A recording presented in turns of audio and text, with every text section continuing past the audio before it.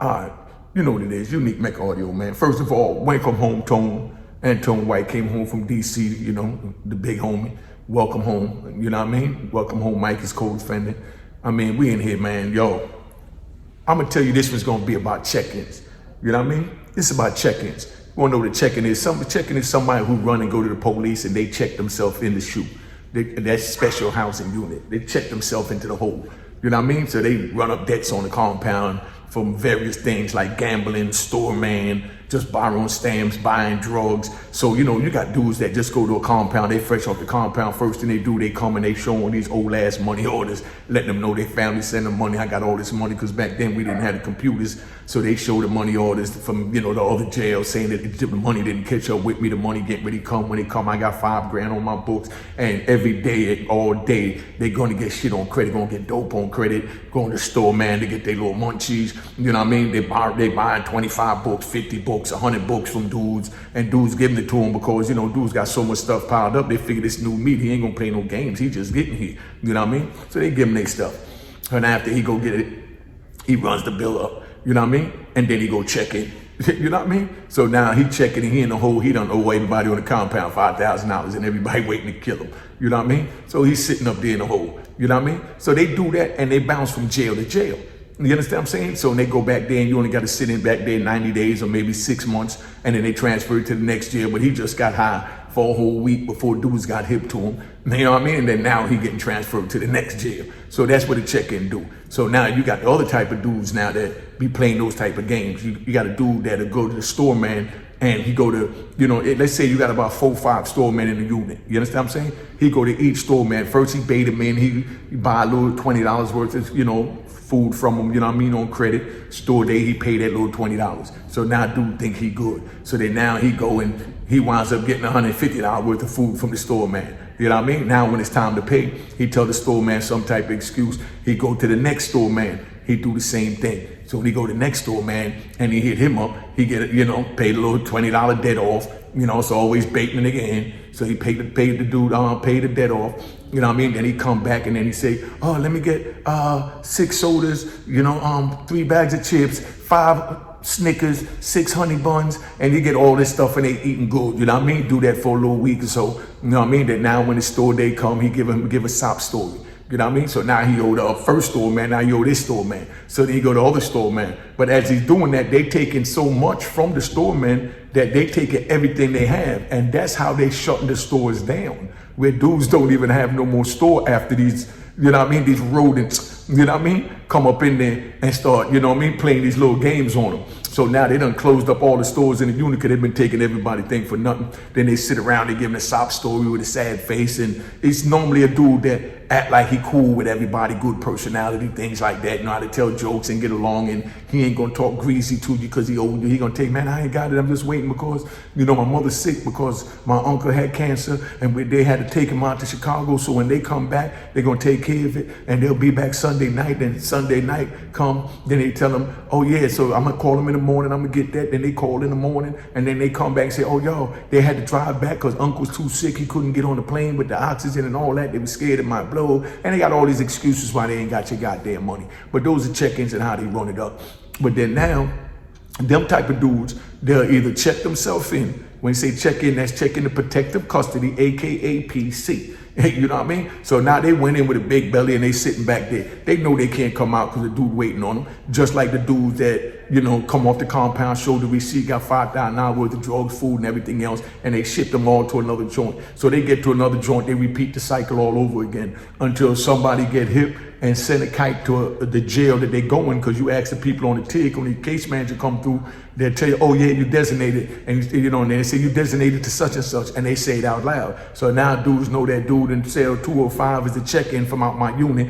He get ready to go to, you know, Victorville. You know what I mean? So then they contact their people and say, yo, I got a dude coming to Victorville from over here where we at. When that nigga get there, crush him. That nigga left owe me some money. So then now you get to Victorville and he wind up getting crushed. You know what I mean? So you can't escape this, man. So that's why I'm telling the youngins, it ain't worth it. Don't do it. Don't get involved in it. None of that shit is nothing nice, man.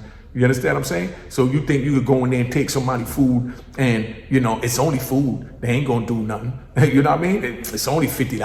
You know what I mean? A dude will kill you in there for one stamp. For one stamp, man.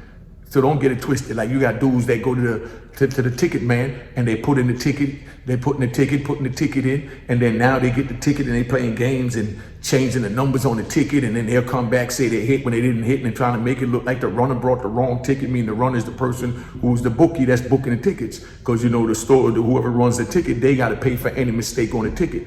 So sometimes you get the dude that run the ticket, if they feel the dude that's running the ticket, that they working for, ain't paying them right, or they feel he's soft, he ain't gonna do nothing and none of that, they'll go and they'll hook up with old scumbag and tell them, yo, we could get this nigga. All you gotta do is go erase this with the white out and change this number and just say that that's the way the ticket came when you got it to him. And I tell them, man, I ain't look, I just hand him the ticket. But then when you get paid, you done hit for 400 books. So they fill the ticket out after the games is over. So now they got 400 books and they bust it down the middle 50-50. And the dude laughed at the dude that's the runner. He laughed at the dude he worked for and said, well, you should have paid me. You know what I mean? And that's how they do that. So, it's all kinds of check-ins where dude do dumb stuff, man, and winds up into all types of stuff. Then you got the dudes that break in lockers. You understand what I'm saying? They ain't gonna take nothing from you straight up. They gonna wait till everybody go out, go to rec or whatever, you know what I mean? Or watching a movie, they creeping somebody sell like a little snake and they go in the locker, they taking their stuff out, you know what I mean? And when they get caught, they get punished, you know what I mean? But you got good men like the brother I mentioned, Antoine White, that came home, that'll make sure, the young DC dudes ain't on none of that. And you got Big Homicide Lou, aka Lou Sims, that run the New York car, you know what I mean? Make sure everything is right. But remember, one thing I do have to say and make sure y'all understand is it is no shot callers in the car.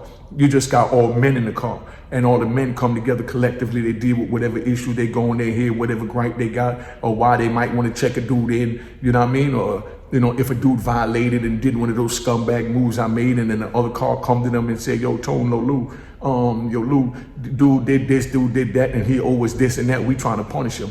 You know what I mean? So they said, nah, we ain't gonna let nobody from an outsider punish our own, you know what I mean? But we gonna punish him, we gonna make sure you get paid, but you can't touch him. So that's why I told you about the other story where the dude took the dude's wine, gave his word he wasn't gonna do nothing, then he turned around and he come back and he let his people put a battery in his back, he'd get a knife and go and try and stab the dude that took the wine when he told the big homie, you know what I mean, from DC, that he wasn't gonna do it. You understand what I'm saying? That he was gonna let him handle it. You know what I mean? But when you give your word in them joints, man, that's what it is. You can't sit here playing games with your word, man, because it'll cost your life all day.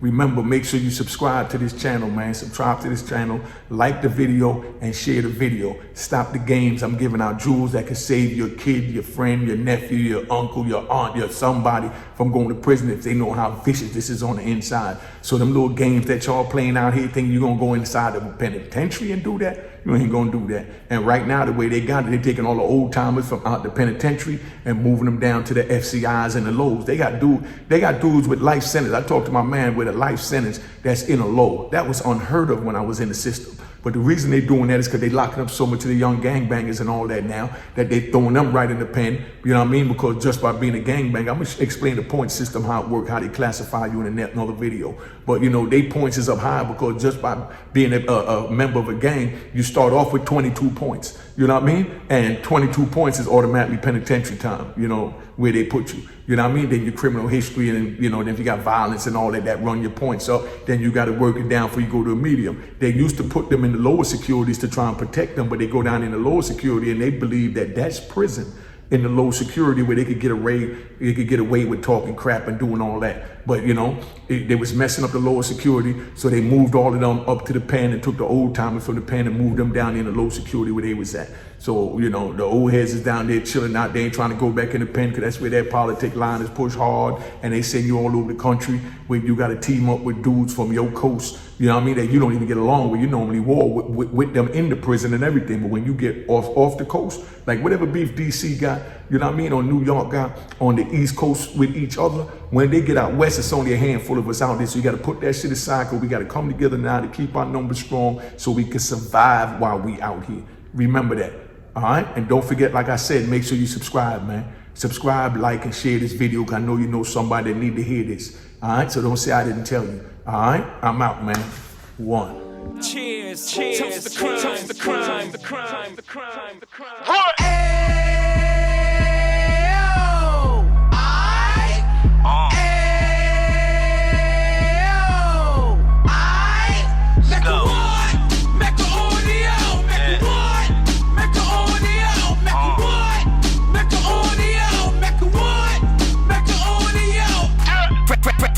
can of 26. He back on the strip, getting back in the mix. What he mentions a gift. You stand up 10 toes down, and I suggest you pay attention to this.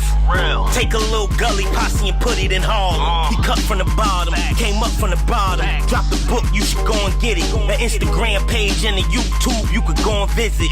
Then you could consider yourself LinkedIn. Sit front row and get Jews from a kingpin. How he went through it, so you ain't gotta go do it. To not pay attention would be stupid. Talking about a man that probably put your grandfather on. Probably the reason that him and your grams got along. A man that generated millions on the block, did his time, never squilling to the cops, Mecca audio.